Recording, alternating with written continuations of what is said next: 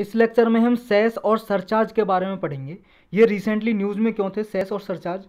इसलिए न्यूज़ में थे क्योंकि 2020-21 में पिछले 2011-12 से देखा जाए तो जो सेस और सरचार्ज है वो ऑलमोस्ट डबल हो गया है। 2011-12 में अगर देखें तो सेस और सरचार्ज कितना था 10.4%, जो अब कितना हो गया है 99.9% तक हो गया है।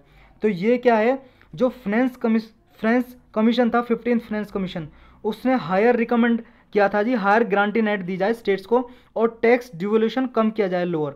क्योंकि 15 फ्रांस कमीशन ने क्या किया था, कहा था कि जो स्टेट्स को क्या है देना पड़ता है पैसा, जो सेंटर के पास रेवेन्यू आता है, टैक्स कलेक्शन आता है, टैक्स या नॉन टैक्स रेवेन्यू आता है, जितना भी प्रॉफिट होता है जी, सेंट्रल गवर्नमेंट के पास पैसा आता है, तो उसमें से 41% देना पड़ता है स्टेट गवर्नमेंट को प्रोवाइड करना पड़ता है जी। उसमें से सारी स्टेट गवर्नमेंट को पैसा देती है सेंट्रल गवर्नमेंट। ये 15th कमीशन की रिपोर्ट थी। उससे पहले 42% शेयर दिया जाता था, जितना भी टैक्स नॉन टैक्स रेवेन्यू आता था गवर्नमेंट के पास, सेंट्रल गवर्नमेंट स्टेट गवर्नमेंट को देती थी।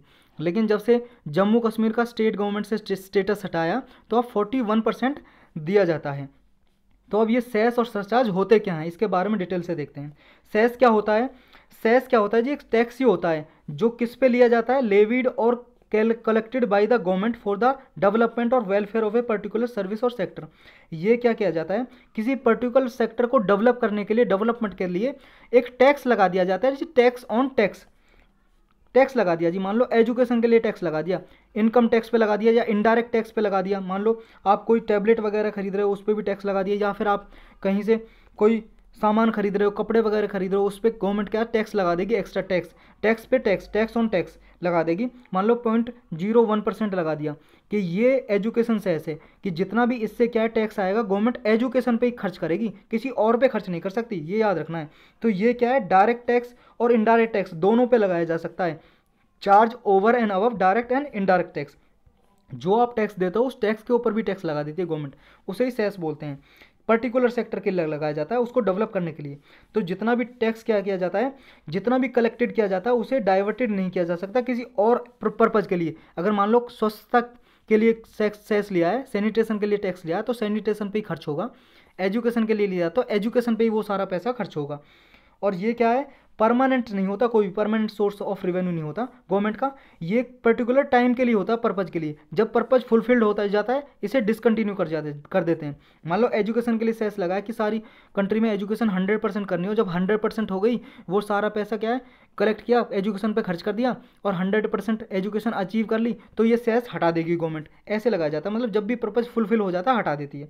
और क्या है, चाहे सेस हो या सरचार्ज हो, जो सेंट्रल गवर्नमेंट कलेक्ट करती है वो डिवोल्यूशन नहीं होता जी उसका। मतलब सेंट्रल गवर्नमेंट क्या है, जितना भी सेस से जो पैसा आता है सेंट्रल गवर्नमेंट के पास, सेस लगा के टैक्स ऑन टैक्स, ये स्टेट गवर्नमेंट के को देना नहीं पड़ता। मतलब जैसे जितना भी टैक्स और नॉन टैक्स रेवेन्यू आता है गवर्नमेंट का, 100 रुपीज़ आया, उसमें से 41% सारे स्टेट में डिवाइड करना पड़ता है, लेकिन सेस को नहीं करना पड़ता डिवाइड।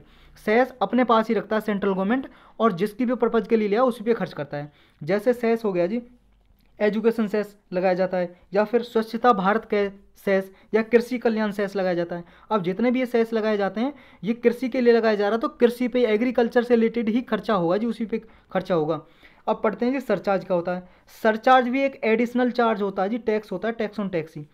जैसे मान लो आपको इनकम टैक्स देना पड़ता है 10%, उस 10% पे ही लगा देगी गवर्नमेंट 1% एक्स्ट्रा टैक्स देना पड़ेगा।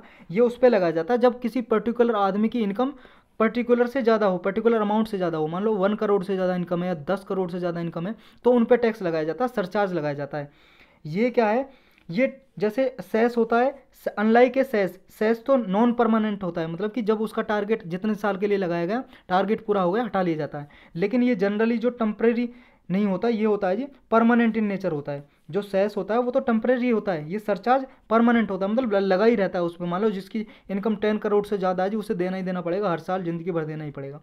तो ये क्या है, कुछ परसेंटेज टैक्स लिया जाता है इनकम टैक्स पे।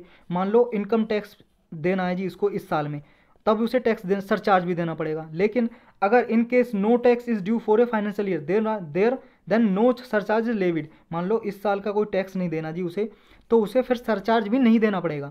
जब उसे इनकम टैक्स देना पड़ेगा तब ही सरचार्ज देना पड़ेगा, अगर पर्टिकुलर अमाउंट से ज़्यादा है। मान लो 10 करोड़ से 1 करोड़ से, जो भी गवर्नमेंट अमाउंट फिक्स करती है, अगर उसे इनकम टैक्स नहीं देना तो सरचार्ज भी नहीं देना। ये आपको याद रखना है। रेवेन्यू इससे जो भी अर्न होता है गवर्नमेंट को सरचार्ज से, वाया सरचार्ज, सरचार्ज के जरिए जो भी लाभ होता है, प्रॉफिट होता है, पैसा आता है, वो सेंट्रल गवर्नमेंट अपने पास ही रखती है, उसे स्टेट गवर्नमेंट के साथ शेयर नहीं करती। जैसे सेस को भी, जो सेस होता है जी, ना सेस को शेयर करती है ना सरचार्ज को, किसी को भी शेयर नहीं करती है स्टेट गवर्नमेंट के साथ। तो जो भी कलेक्शन होता है सरचार्ज से वो कंसोलिडेटेड फंड ऑफ इंडिया में रख देते हैं जी। ये एक फंड होता है, आर्टिकल 266 के अंतर्गत ये बनाया जाता है।